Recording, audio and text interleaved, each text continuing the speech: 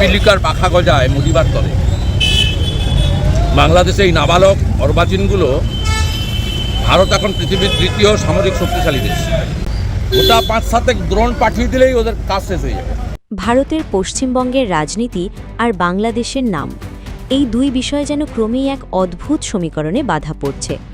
কলকাতার রাজনৈতিক মঞ্চে দাঁড়িয়ে যখনই উত্তপ্ত বক্তৃতা হয়, যখনই নির্বাচন ঘনিয়ে আসে, যখনই রাজনৈতিক হিসাব নিকাশ জটিল হয়ে ওঠে, তখনই যেন সীমান্তের ওপার থেকে বাংলাদেশের নাম টেনে আনা হয় আলোচনার কেন্দ্রে। যেন পশ্চিমবঙ্গের প্রতিটি সমস্যার অদৃশ্য ছায়া খুঁজে পাওয়া যায় বাংলাদেশে। রাজনৈতিক সংঘাত, ভোটের সমচারণ, সীমান্ত নিরাপত্তা, জনসংখ্যা বিতর্ক কিংবা ধর্মীয় মেরুকরণ, সব কিছুর মাঝখানে হঠাৎ করেই উঠে আসে বাংলাদেশের প্রসঙ্গ। আর সাম্প্রতিক সময়ে এই প্রবণতাকে সবচেয়ে বেশি সামনে নিয়ে এসেছেন বিজেপির অন্যতম প্রভাবশালী নেতা শুভেন্দু অধিকারী। একসময় যিনি ছিলেন তৃণমূল কংগ্রেসের অত্যন্ত গুরুত্বপূর্ণ মুখ, মমতা বন্দ্যোপাধ্যায়ের ঘনিষ্ঠ সহযোগী, সেই শুভেন্দুই আজ পশ্চিমবঙ্গ রাজনীতির অন্যতম আক্রমণাত্মক কণ্ঠ। রাজ্যের রাজনৈতিক পালাবদলের সম্ভাবনার সঙ্গে সঙ্গে তার বক্তব্য, আমরা ওই দেশ সৃষ্টি করেছি, আমাদের 17,000 সেনা আত্মবলিদান দিয়েছে, আমরা মুজিবুর রহমানকে প্রোটেকশন দিয়েছি। রাজনৈতিক মেরুকরণ এবং ধর্মীয় পরিচয়ের সঙ্গে জড়িয়ে পড়েছে। বিশেষ করে বিজেপির উত্থানের পর পশ্চিমবঙ্গে বাংলাদেশ ইস্যুকে ব্যবহার করা হয়েছে এক বিশেষ রাজনৈতিক কৌশল হিসেবে। শুভেন্দু অধিকারীর বক্তব্যগুলো সেই কৌশলেরই সবচেয়ে উচ্চকণ্ঠ প্রতিফলন।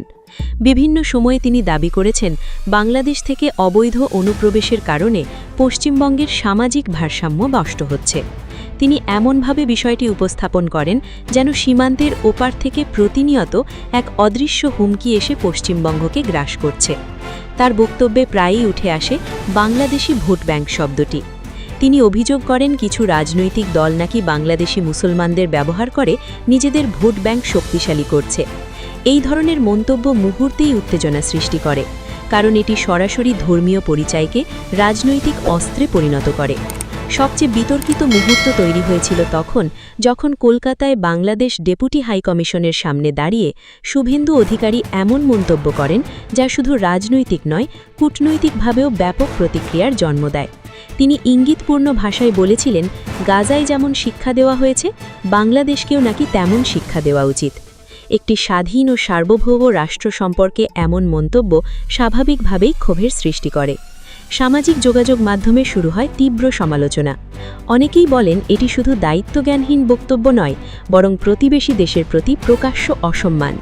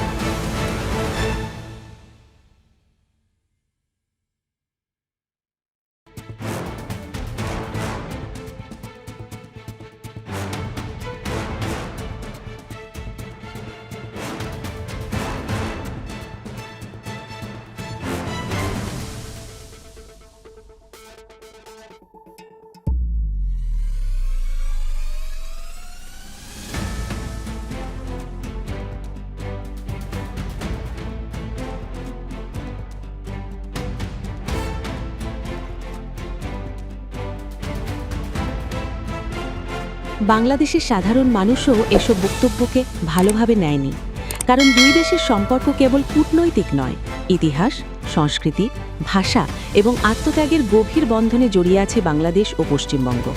রবীন্দ্রনাথ, নজরুল, জীবনানন্দ কিংবা লালনের উত্তরাধিকার দুই বাংলাকেই এক সুতোয় বেঁধে রেখেছে।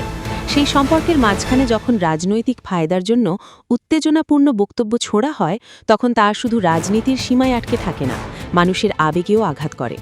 তবে বিষয়টির আরেকটি দিকও রয়েছে যা অনেককে বিস্মিত করে। একদিকে শুভেন্দু অধিকারী বাংলাদেশ নিয়ে কঠোর এবং কটাক্ষপূর্ণ বক্তব্য দেন, অন্যদিকে আবার শেখ হাসিনার প্রতি প্রকাশ্য সমর্থনও জানিয়েছেন একাধিকবার। বাংলাদেশের রাজনৈতিক অস্থিরতার সময় তিনি দাবি করেছিলেন শেখ হাসিনাই বাংলাদেশের বৈধ প্রধানমন্ত্রী এবং তিনি আবারও ক্ষমতায় ফিরবেন। এই অবস্থান রাজনৈতিক পর্যবেক্ষকদের কাছে এক ধরনের দ্বৈততা হিসেবেই ধরা পড়েছে। কারণ একই সঙ্গে বাংলাদেশকে আক্রমণাত্মক ভাষায় উপস্থাপন করা এবং আবার বাংলাদেশের একটি নির্দিষ্ট রাজনৈতিক নেতৃত্বকে সমর্থন করা, এই দুই অবস্থান পরস্পর বিরোধী বলেই মনে হয়।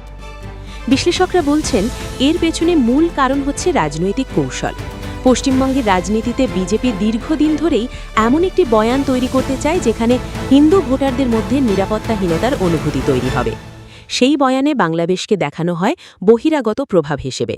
অনুপ্রবেশ, জনসংখ্যা পরিবর্তন, সীমান্ত নিরাপত্তা এসব শব্দ ব্যবহার করে একটি মানসিক চাপ তৈরি করা হয়।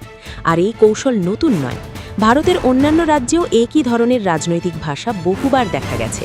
তবে পশ্চিমবঙ্গে বিষয়টি আরও সংবেদনশীল, কারণ এখানে বাংলাদেশের সঙ্গে সাংস্কৃতিক ও পারিবারিক সম্পর্ক অত্যন্ত গভীর। রাজনৈতিক পর্যবেক্ষকদের মতে যখনই পশ্চিমবঙ্গে বেকারত্ব, দুর্নীতি, রাজনৈতিক সহিংসতা বা প্রশাসনিক ব্যর্থতা নিয়ে চাপ বাড়ে, তখনই নতুন করে বাংলাদেশ প্রসঙ্গ সামনে আনা হয়। কারণ একটি বহিরাগত ইস্যু মানুষের মনোযোগ সরিয়ে নিতে সাহায্য করে। এতে জনমানসে একটি নতুন উত্তেজনা তৈরি হয় এবং মূল সমস্যাগুলো আড়ালে চলে যায়। এই কৌশল শুধু পশ্চিমবঙ্গে নয়, বিশ্বের বহু দেশের রাজনীতিতেই দেখা যায়। অর্থনৈতিক সংকট বা প্রশাসনিক ব্যর্থতার সময় অনেক রাজনীতিবিদই বাইরের কোনো শক্তিকে দোষারোপ করে জনমতকে অন্যদিকে ঘুরিয়ে দেবার চেষ্টা করেন। কিন্তু প্রশ্ন হচ্ছে, এতে আসলে লাভ কার?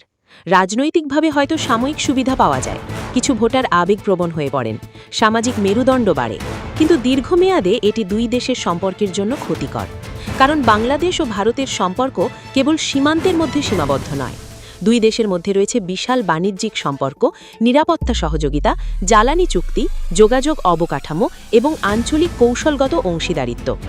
সেই সম্পর্ককে উত্তেজনাপূর্ণ বক্তব্য দিয়ে বারবার প্রশ্নবিদ্ধ করা হলে তা ভবিষ্যতে বড় ধরনের প্রভাব ফেলতে পারে। আরেকটি গুরুত্বপূর্ণ বিষয় হল, পশ্চিমবঙ্গে বসবাসকারী সাধারণ মানুষও এসব রাজনৈতিক বক্তব্যে অনেক সময় অস্বস্তিতে পড়েন। কারণ পশ্চিমবঙ্গের অসংখ্য মানুষের পারিবারিক শিকড় রয়েছে বাংলাদেশে। কারো পূর্বপুরুষ খুলনায়, কারো বরিশালে, কারো নোয়াখালীতে, কারো ফরিদপুরে। দেশভাগের পর রাজনৈতিক সীমান্ত বদলেছে, কিন্তু আত্মীয়তার সম্পর্ক পুরোপুরি মুছে যায়নি। সেই মানুষদের কাছে বাংলাদেশ কোনো শত্রু রাষ্ট্র নয়, বরং স্মৃতি, ইতিহাস এবং আবেগের অংশ। ফলে যখন রাজনৈতিক মঞ্চে বাংলাদেশকে ঘিরে বিদ্বেষমূলক বক্তব্য দেওয়া হয়, তখন অনেকেই তা ভালোভাবে নিতে পারেন না। এখানে আরও একটি দিক গুরুত্বপূর্ণ। বিজেপির রাজনীতিতে জাতীয়তাবাদ এবং ধর্মীয় পরিচয় অত্যন্ত গুরুত্বপূর্ণ উপাদান।